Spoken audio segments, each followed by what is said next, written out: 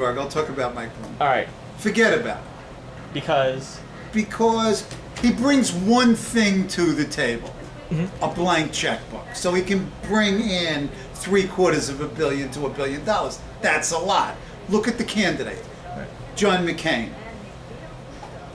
John McCain's got a problem, if anywhere, with his base with the conservative evangelical right. Mike Bloomberg is a social liberal. He's a Democrat, even though he's changed his party affiliation. What does he bring? He brings a financial resume that McCain needs, but everything else, Mike Bloomberg doesn't belong on a Republican ticket, and he will never be. Right. Obama needs someone who brings military and foreign affairs experience. Mike Bloomberg doesn't have it. And Mike Bloomberg geographically is a New Yorker, which Obama's going to win.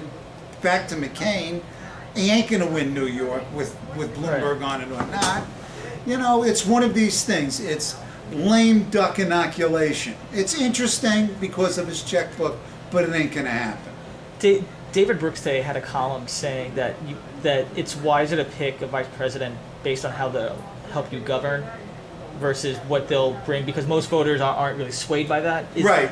Yeah, and I guess the Clinton-Gore presidency, vice presidency, and to a certain extent the Bush-Cheney, even though Cheney brings part of a base with him, or, well, in Cheney's case, you know, the argument is that Cheney is Bush's brain. Right. That, in fact, you know, it's not what you bring, it's how you govern. Right. Is that a better metric by which someone could possibly make the Bloomberg argument? You know what? There are not enough cases to demonstrate what are the ideal characteristics of a vice president, and what are the criteria that a presidential candidate will use to choose the vice president. I mean, Obama might, even though I think it's unlikely, pick Hillary Clinton because of, you know, doesn't want to anger her base, which he needs.